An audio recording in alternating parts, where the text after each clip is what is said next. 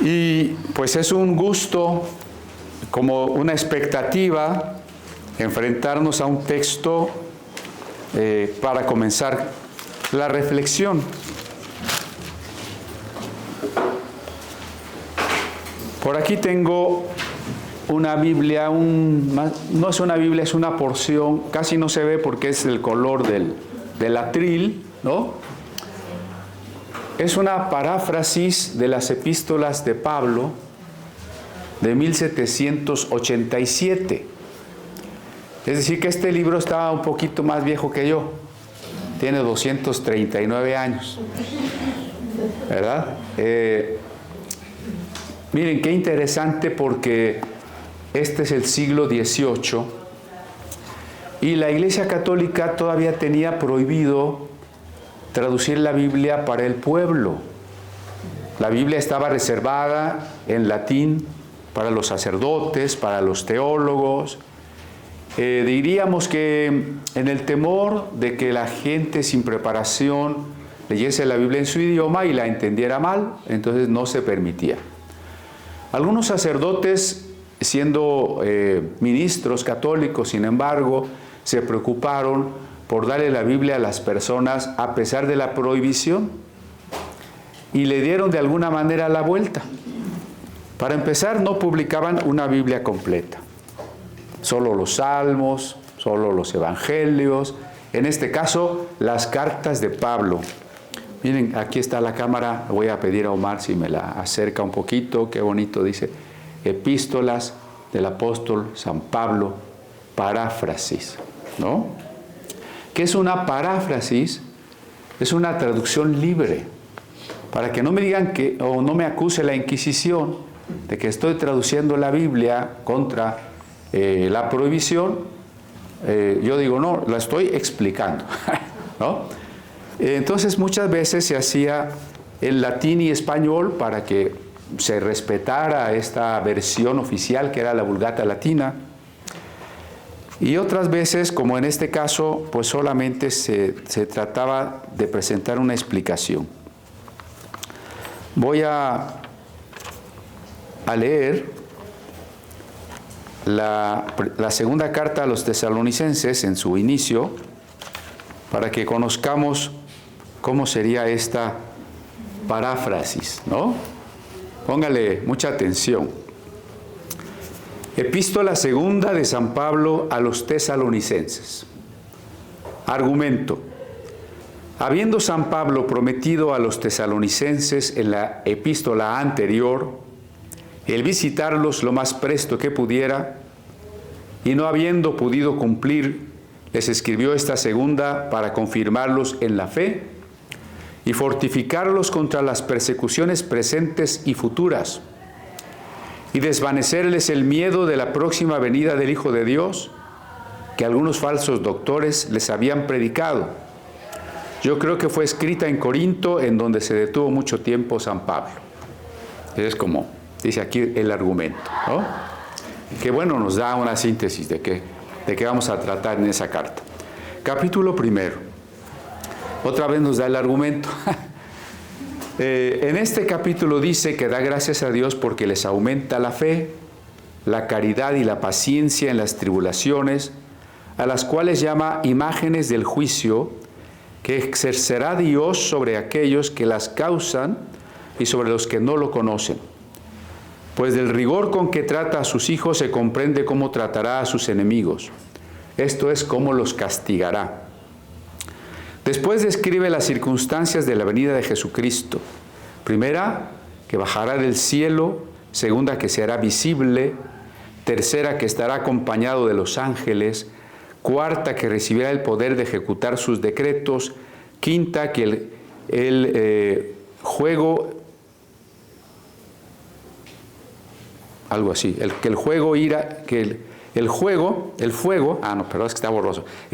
irá delante de él. Sexta, que solo la majestad de su semblante será capaz de hacer morir de miedo a los réprobos. Séptima, que aparecerá admirable en sus escogidos. Me parece una excelente exposición sintética del capítulo 1.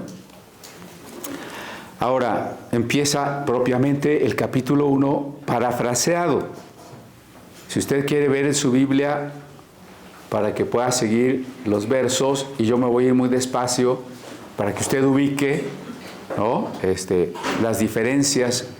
Por supuesto, el mensaje es el mismo, pero aquí lo va a explicar más ampliamente en una traducción libre. ¿Ya la tiene? Segunda Tesalonicenses 1.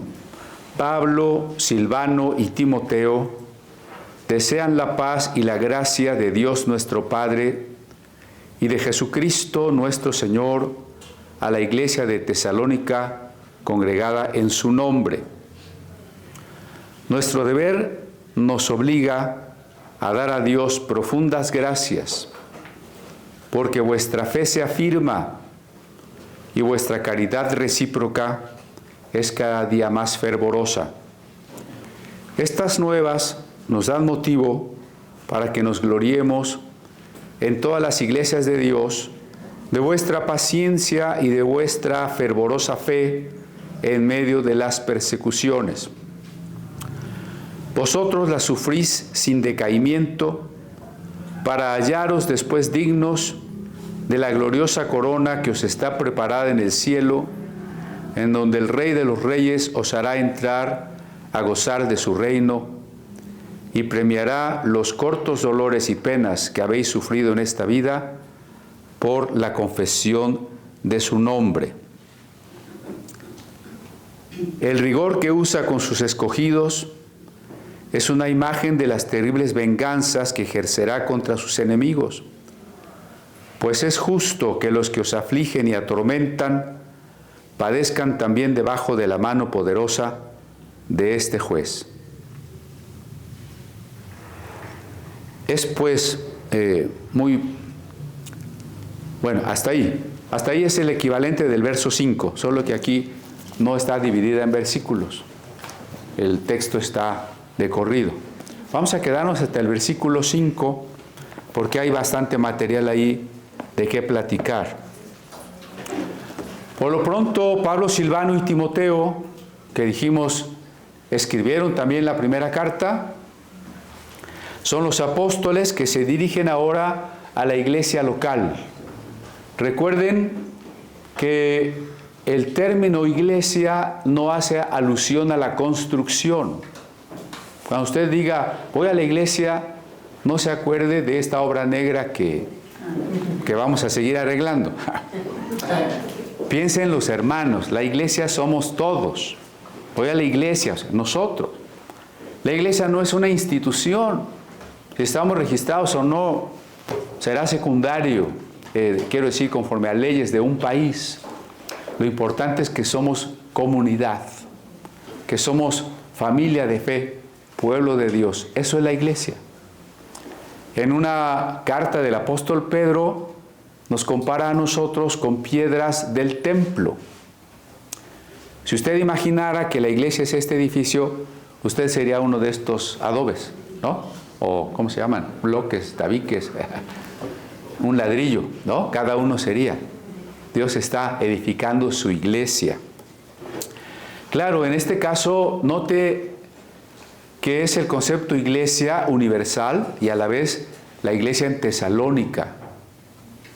Porque la iglesia tiene dos manifestaciones, su manifestación universal y su manifestación local.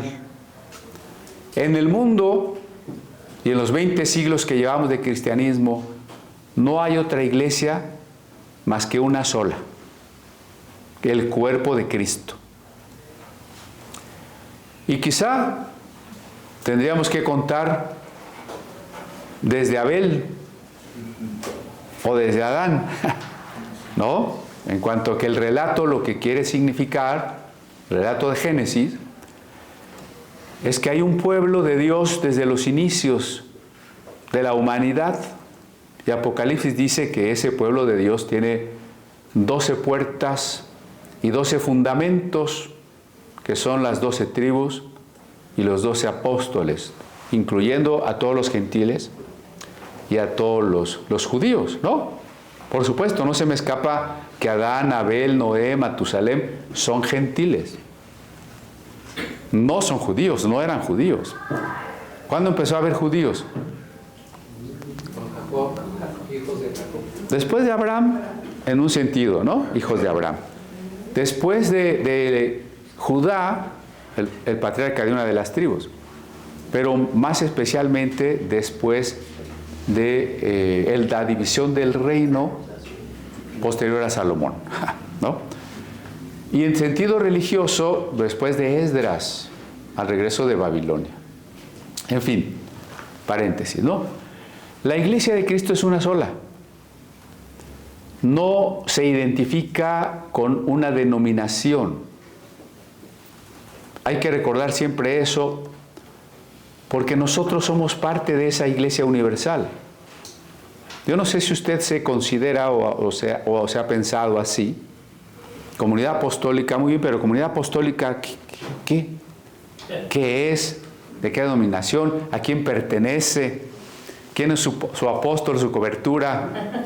De chocolate, ¿no? Bueno, la comunidad apostólica está en comunión con muchas iglesias cercanas a nosotros, pero es parte de la Iglesia universal.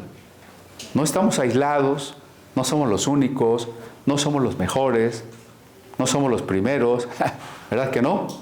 Somos parte de la Iglesia universal. Que dije, no es igual, Iglesia universal no es igual a Iglesia presbiteriana, a Iglesia metodista, a Iglesia luterana, a Iglesia católica. Hay un versículo de la versión mexicana de la Biblia muy interesante que dice, ni están todos los que son, ni son todos los que están.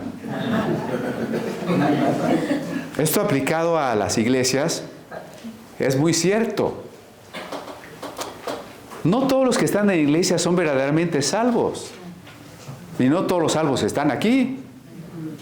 ¿No? Entonces la Iglesia universal está compuesta de todos los verdaderos creyentes de cualquier denominación. Cuando el Señor venga, las separaciones denominacionales quedarán borradas. Solo se manifestará la unidad del pueblo de Dios. Había por allá en un lugar del norte una granja de patos. Todos los patos estaban separados por pequeñas bardas para no mezclarse. Pero alguna vez que llovió tan abundantemente, el agua comenzó a desbordar las bardas y todos los patos se revolvieron. Esto es lo que pasa cuando hay un derramamiento del Espíritu Santo. Los cristianos dejan de mirar solo a su grupo, de pelear por su denominación y empiezan a tener comunión y reconocimiento con todos los cristianos. Se revuelven los patos, ¿no? Entonces, cuando Cristo venga, que es el tema central no solo de la primera a Tesalonicenses, sino también de la segunda, ¿quiénes saldremos al encuentro del Señor? Solo la ortodoxa griega. Solo la Iglesia católica. Solo los pentecostales. Solo los independientes. Hay iglesias donde los pastores dicen, ustedes no se tienen que juntar con nadie ni oír ninguna otra predicación. Nosotros somos la única. Bueno, cuando Jesús venga se van a dar cuenta que no es la única. Efectivamente, la iglesia es universal. Sin embargo, la iglesia universal nunca, antes de que el Señor venga, nunca se ha podido reunir. Porque cuando yo nací y me convertí, otros de la iglesia ya se habían muerto, ¿no? Y cuando yo me muera, otros llegarán a la iglesia. Pero además vivimos en tantos lados del planeta. ¿Usted cree que podría ser posible convocar a todos los cristianos del mundo a una reunión en un solo lugar? Imposible. Además, alguien se tendría que poner en las puertas y decir, si entras porque tú sí eres y tú no entras porque tú no eres. Eso también es imposible. Entonces la iglesia universal nunca se reúne toda por ahora. tiene que vivir otra manifestación de la vida de la iglesia, que es la iglesia local. Somos miembros del cuerpo de Cristo en una localidad. No somos miembros del cuerpo de Cristo en aislamiento, en la nada, o en el reconocimiento de hermanos que ni conocemos. Como el que se preocupa por los niños que se están muriendo de hambre en África y no por el que tiene en la esquina, ¿no? La vida de la iglesia local es la expresión que nos permite vivir el amor de unos con otros, que nos permite aprender unos de otros, edificarnos. Así como podíamos imaginar que cada uno de nosotros es una célula, nuestro cuerpo tiene millones de células, ¿no? Cada cristiano sería una célula microscópica del cuerpo de Cristo. Nuestra iglesia local tal vez sea un dedito, ¿no? Bueno, pues yo ahí en ese dedito es donde tengo que vivir ese amor de la familia de la fe. Ahí es donde tengo que aprender. Creo que en general la idea ni siquiera es la de las megaiglesias. ¿Es posible construir una iglesia de miles de miembros? Sí. Es posible siempre y cuando tengamos doctrinas muy atractivas que prometen solución de problemas. Cuando tengamos reuniones de corte litúrgico más emocional que otra cosa.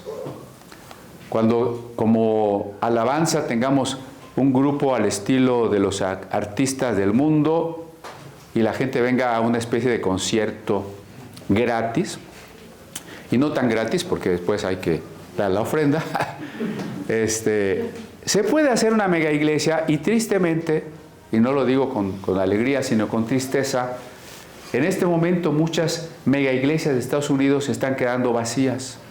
Se están vendiendo grandes templos como la Catedral de Cristal o se han cerrado.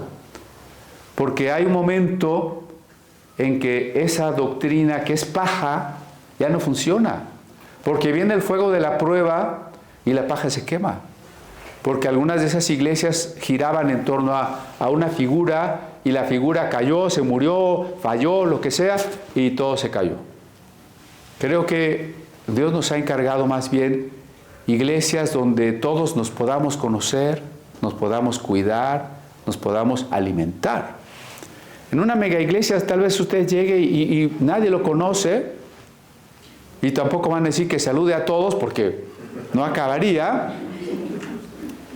Y la gente se va tal como llega, sin comunión.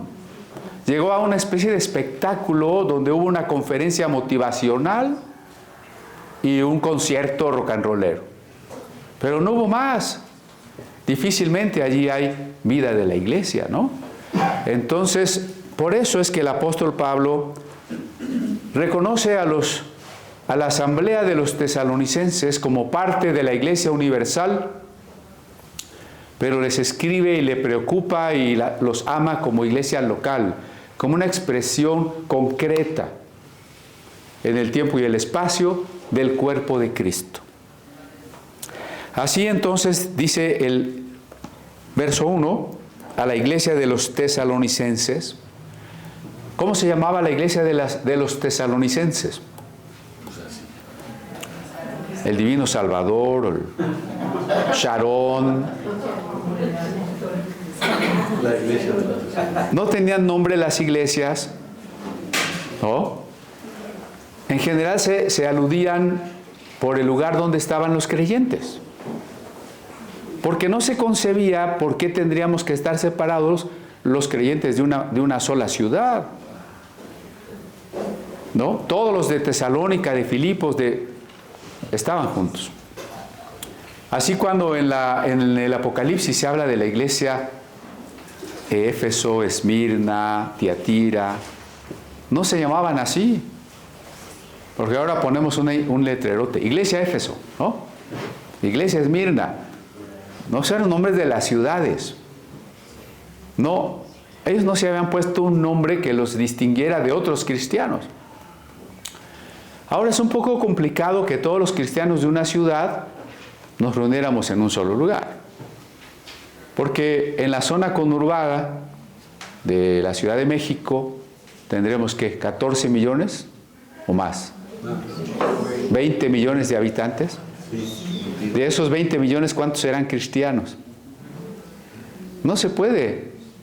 ¿Cómo van a venir los de la Jusco a Ecatepec o los de Tultitlán a, no sé, allá por la salida a Cuernavaca, ¿no?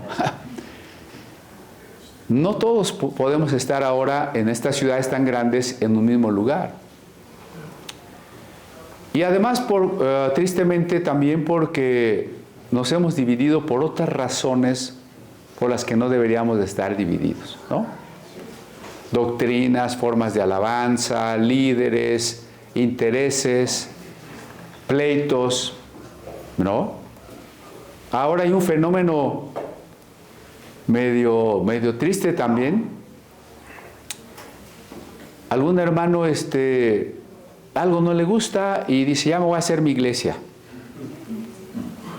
¿no? Y por cualquier cosa una iglesia se divide y luego se vuelve a dividir, se vuelve a dividir.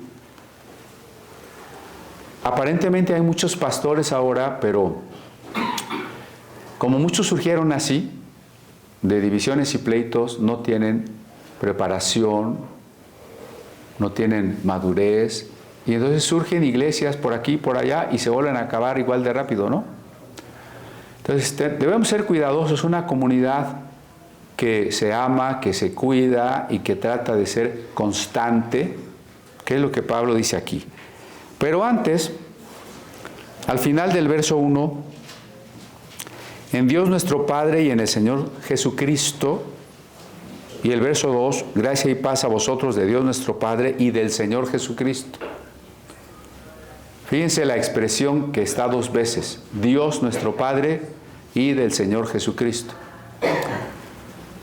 Esta expresión nos muestra que el Padre y el Hijo no son la misma persona, son dos personas, pero que los dos participan de la sustancia divina. ¿Por qué? Porque nunca vamos a ver que la Biblia diga de Dios, saludos de Dios nuestro Padre y del Arcángel Miguel. ¿Verdad que no? Bendiciones de Dios y de San Juditas Tadeo. No hay otro ser que no sea Dios, de quien se pueda hablar, de adorar, de que nos bendice, de que nos salva, de que es Señor. Recuerden que el título Señor es muy significativo porque el español que decimos Señor en la Biblia no se usa como normalmente lo usamos ahora. Hoy se lo decimos a cualquier varón, ¿no? Hasta si nos cae mal, ¿no? Ay, Señor, hágase para allá, ¿no? En la Biblia, Señor es el dueño, el amo,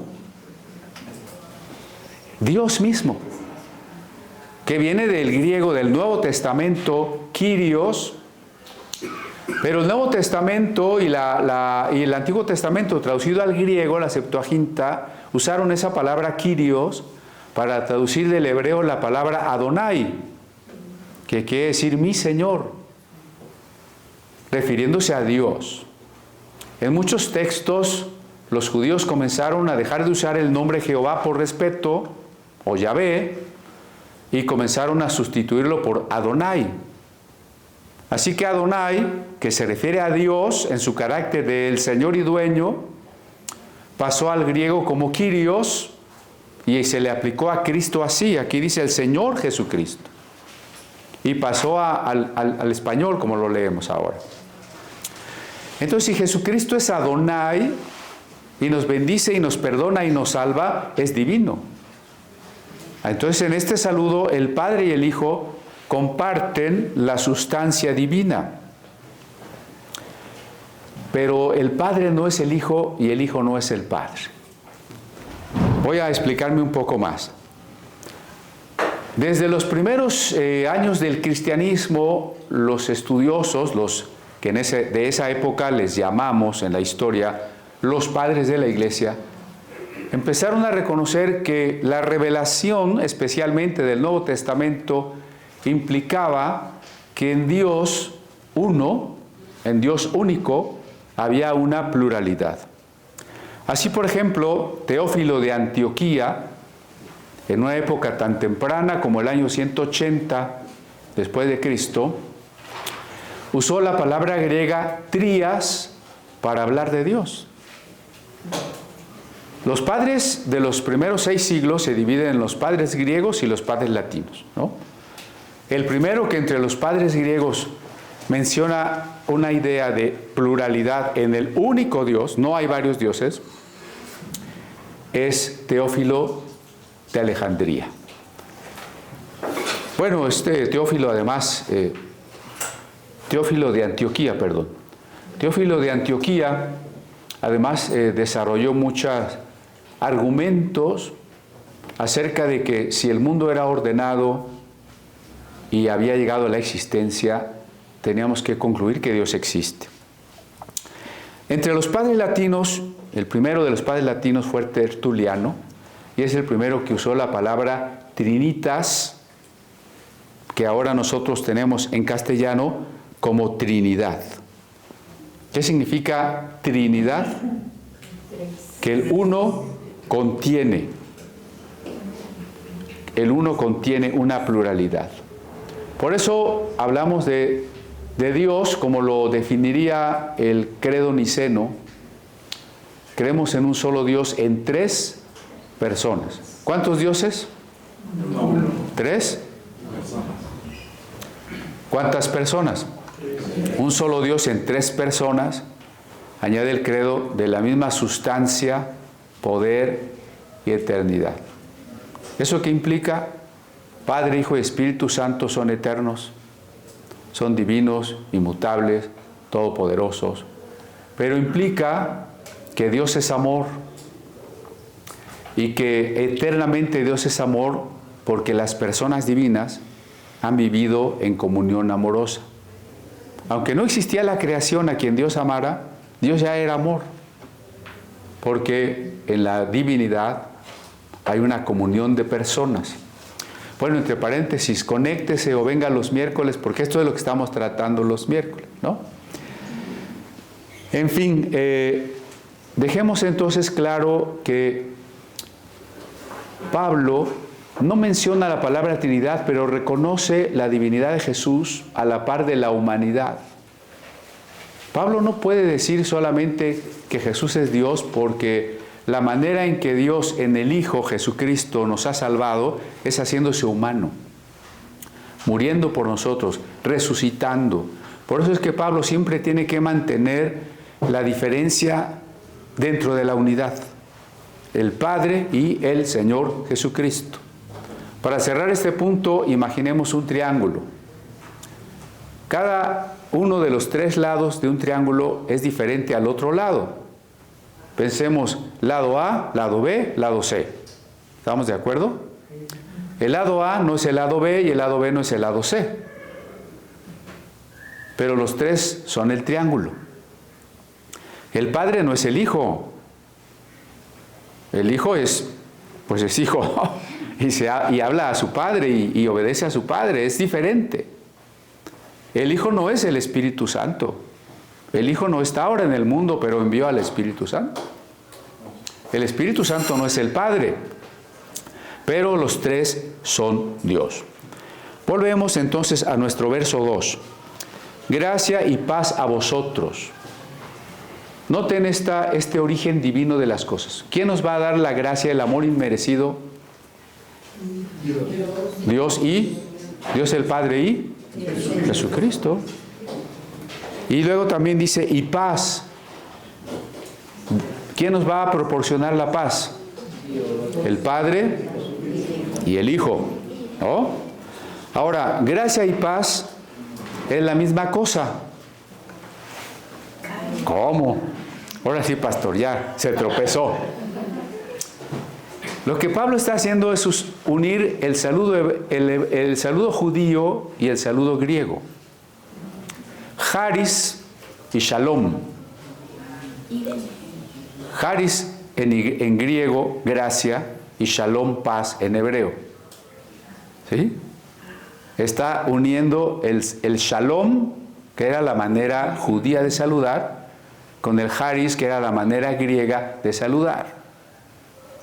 ¿Qué está diciendo con esta combinación Pablo? Dos cosas. ¿Por qué significan lo mismo? Porque paz significa que Dios no tiene nada que reclamarnos, que estamos en paz con Él, porque nos ha reconciliado con Él. ¿Y qué hace la gracia? Nos perdona y nos acepta, nos reconcilia con Él. Es decir, la gracia y la paz están hablando de que vivamos la reconciliación que el Padre y el Hijo nos han proporcionado. La segunda cosa que Pablo está queriendo mostrar es que judíos y gentiles somos uno. Si Pablo fuera judaizante, como algunos hermanos traumados por el complejo de Malinche, que ya se quieren hacer judíos, ¿no? Pablo diría, Shalom. Y los tesalonicenses, que hablaban griego, dirían, ¿eso qué es, no? Y si Pablo solamente quisiera saludar en la forma gentil, porque desprecia a los judíos, también estaría mal. Nosotros no estamos en ninguno de esos dos lados, ¿no? No somos antisemitas, tampoco somos prosionistas, no somos judaizantes. Vemos que de ambos pueblos en Jesucristo somos una sola iglesia. Dice el verso 3, debemos dar gracias a Dios por vosotros, hermanos, como es digno, por cuanto vuestra fe va creciendo y el amor de todos y cada uno de vosotros abunda para con los demás. Pablo agradece y reconoce que la gratitud que él eleva a Dios por las actitudes de los tesalonicenses es merecedora, es correcta. Es un reconocimiento de lo que ellos han hecho. ¿Qué agradece Pablo? Número 1, que la fe florece. Número 2, que el amor crece. Bien, esto nos enseña que la fe y el amor tienen que crecer. No se dice en sentido absoluto, ya tengo fe o ya amo, porque es algo que debe ir creciendo. Voy a poner dos ejemplos. Por ejemplo, en cuanto al dinero, ¿usted dice simplemente yo tengo dinero o no tengo dinero? Porque lo importante es, ¿tiene dinero para qué? ¿O no? ¿Tengo dinero para el metro? No es lo mismo que tengo dinero para comprarme una casa, ¿no? Así, ¿para qué tiene fe usted? ¿Para qué le alcanza su fe? ¿Para qué le alcanza su amor? Porque el otro ejemplo es equipararlos a una planta. La fe y el amor son cuando empiezan como una semilla que sembramos y que se tiene que ir desarrollando. Por eso Pablo usaba una frase de fe en fe. Y constantemente la Biblia habla de crecer en el amor y en el conocimiento de Jesucristo. Entonces sí, nosotros ya hemos dado los primeros pasos en la fe. Creemos en Jesús. Y yo creo que una manifestación de ello es que estemos aquí conectados o presentes aquí en el salón, que estemos mandando saludos como Margarita Juárez y Rosario Garnica. Es una manifestación de que hemos dado los primeros pasos en la fe. Que no estén dormidos en la predicación, es bueno, estamos dando los primeros pasos en la fe, ¿verdad? Que empecemos a conocernos, a saludarnos, a hacer mayor amistad, a llamarnos por teléfono, a convivir, es un buen paso. Pero Pablo dice que la iglesia tiene que seguir creciendo en la fe. ¿Cuál puede ser una fe más madura que ser recién convertidos, digamos?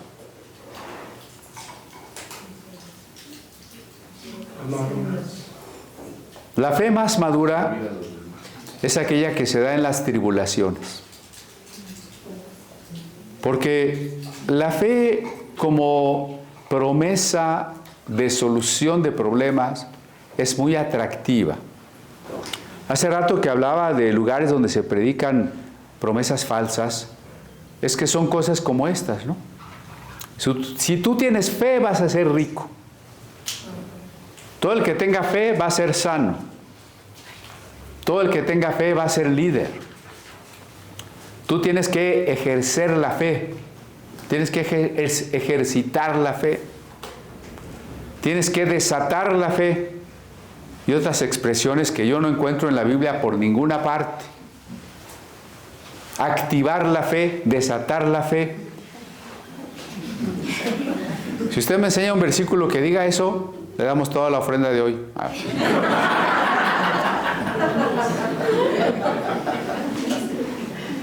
¿Por qué es tan atractiva esa fe? Pues porque nos ofrece soluciones. Si yo tengo más achaques cada día, pero si yo creo, voy a estar sano otra vez. Fuerte, jovenazo, ¿no? Amén. Si yo tengo fe, se van a cancelar mis deudas, me va a llegar más dinero, voy a ser rico, voy a poder disfrutar tantas cosas. Esa fe es muy atractiva.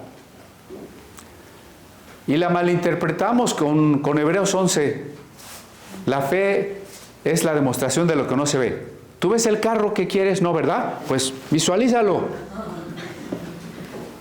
Y no leen todo el capítulo, porque todo el capítulo dice que la certeza de lo que se espera, y nos pone los ejemplos, que Abraham salió sin saber a dónde iba,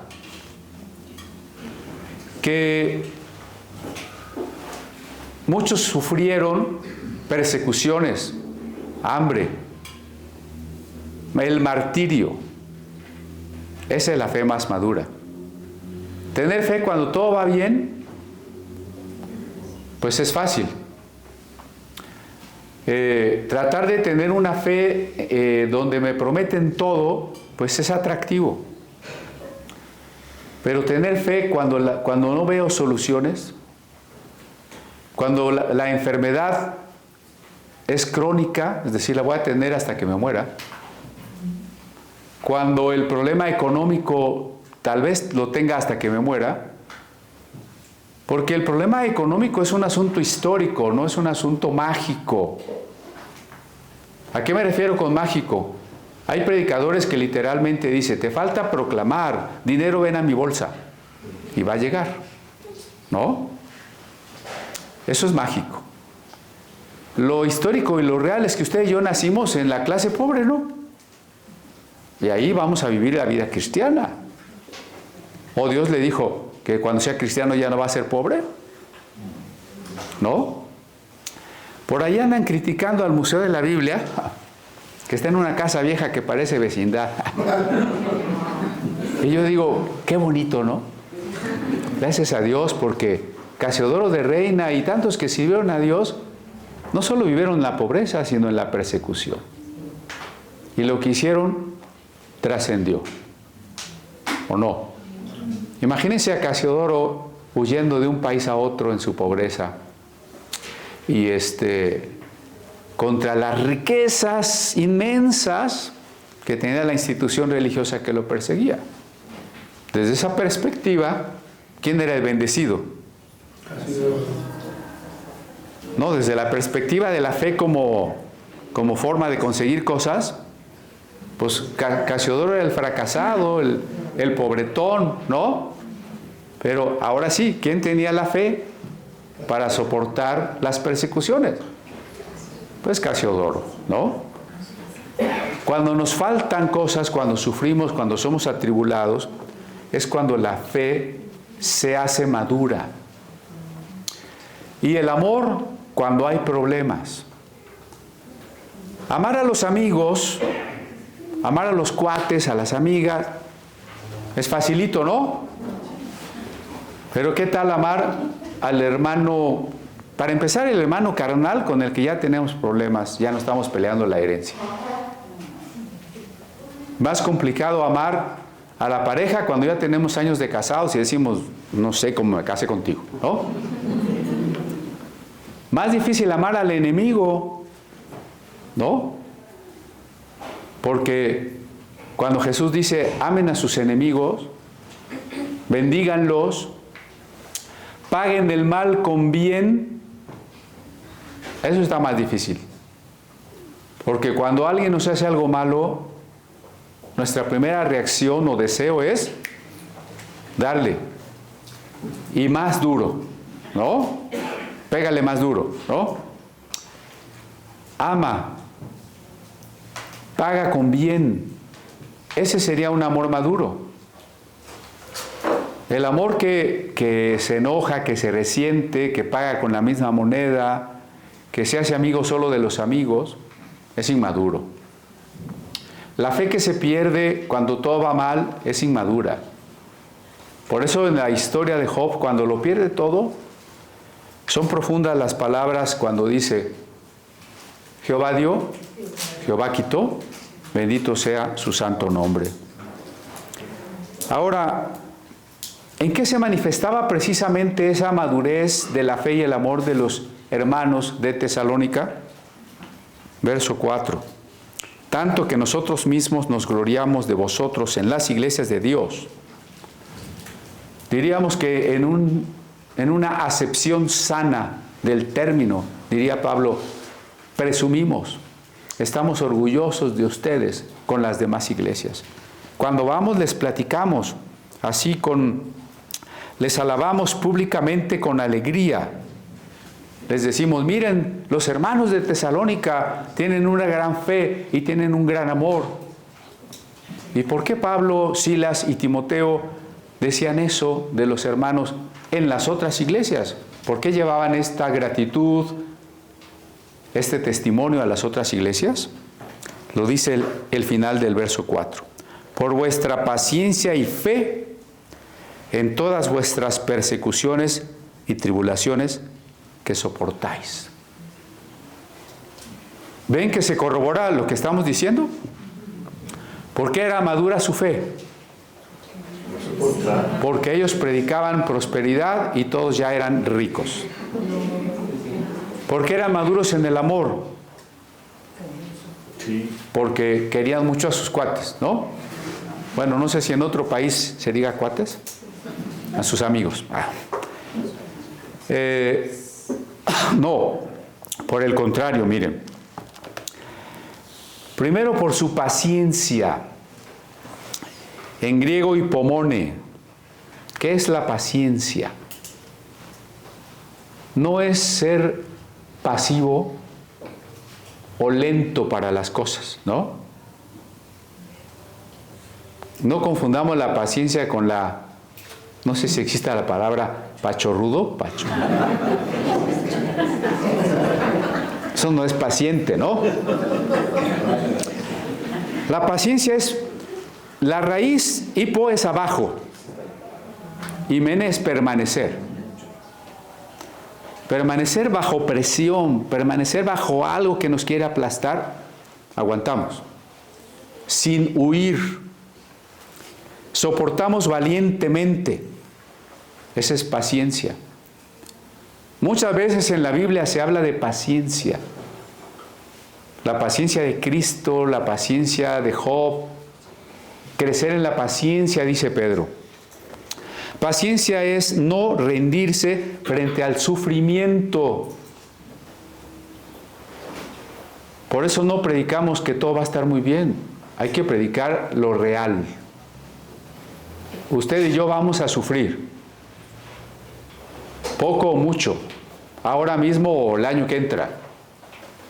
¿Sí? No rendirse frente al sufrimiento, sino madurar el carácter.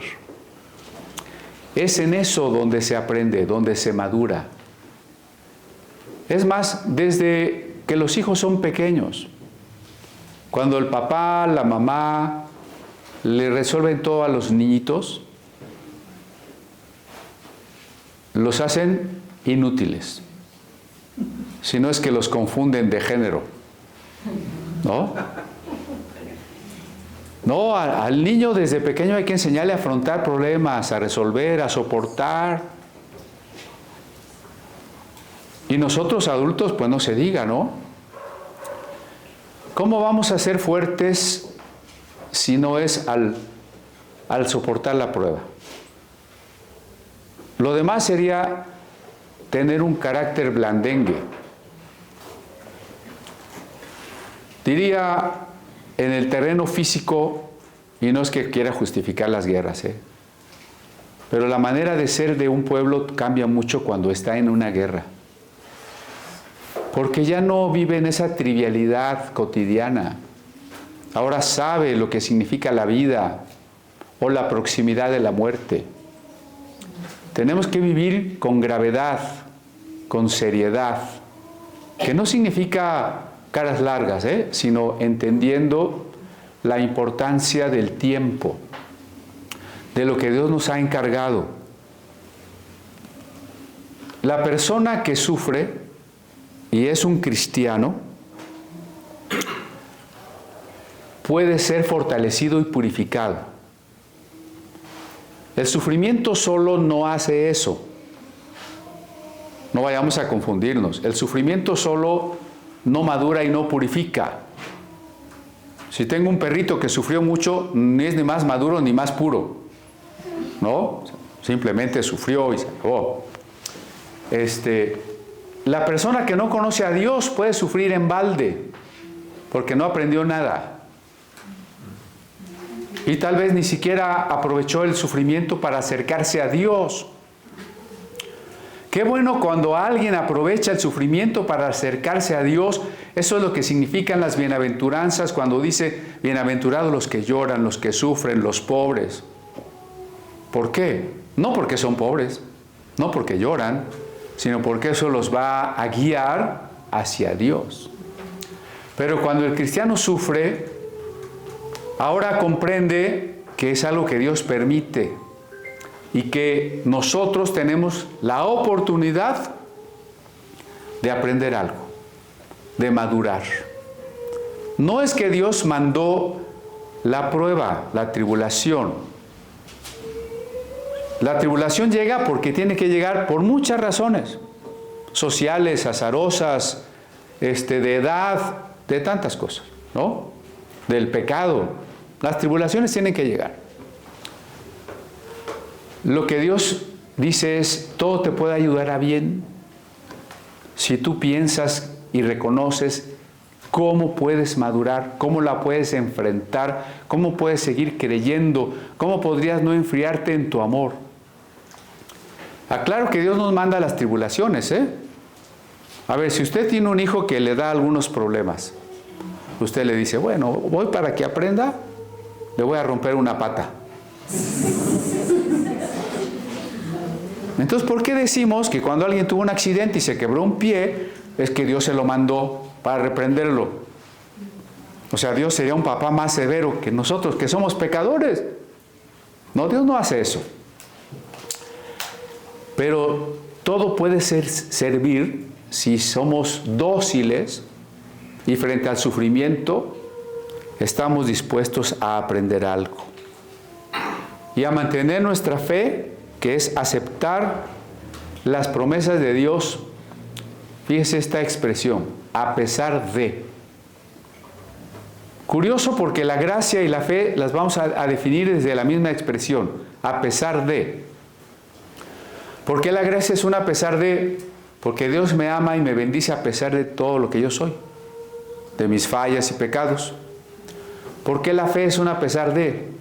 Porque es la certeza de las cosas que no se ven. Es la seguridad de lo que todavía no se recibe y que está prometido y no sé cuándo lo voy a recibir, pero lo creo. Lo voy a recibir incluso en esta vida o en la otra.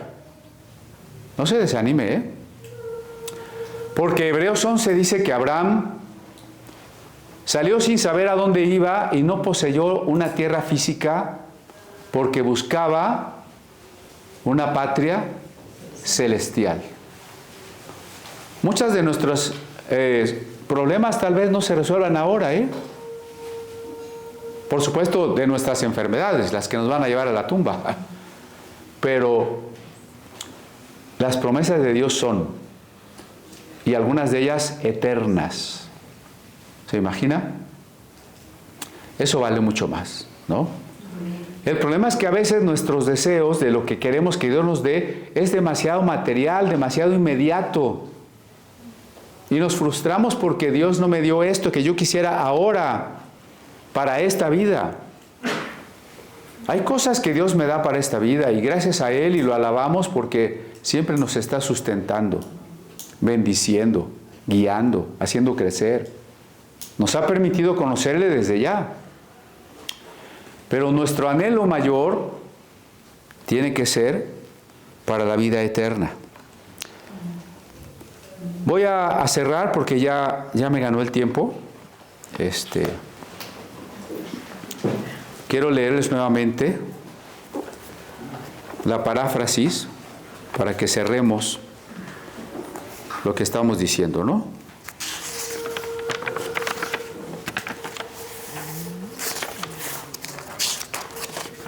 Nada más del verso 1 al 4. Se los voy a leer para que sirva de repaso. Otra vez me voy despacito y si gusta ir siguiendo en su Biblia las diferencias. Pablo, Silvano y Timoteo desean la paz y la gracia de Dios nuestro Padre y de Jesucristo, Señor nuestro, a la iglesia de Tesalónica congregada en su nombre. Nuestro deber nos obliga a dar a Dios profundas gracias, porque vuestra fe se afirma y vuestra caridad recíproca es cada día más fervorosa.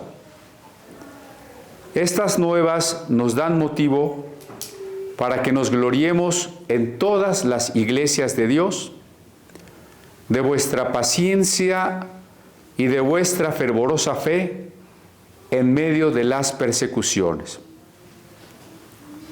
Hasta ahí llega el verso 4. La verdad es que todo el capítulo 1 es una unidad, pero no nos da tiempo de ver todo el capítulo 1. Primeramente Dios, pues continuaremos, ¿no? Pero vamos a llevarnos esta enseñanza. La iglesia de Cristo es una sola. Dios quiere que maduremos nuestra fe y nuestro amor. En las cosas buenas y tantas bendiciones que Dios nos da y nos seguirá dando, tampoco se vaya tan asustado de que todo va a pasar, es malo. No, pero que cuando viene la prueba, la persecución, la tentación, la tribulación, seguimos amando, seguimos creyendo y seguimos esperando. Y como el contexto lo va a vincular, anhelando el regreso de nuestro Señor Jesucristo. Amén.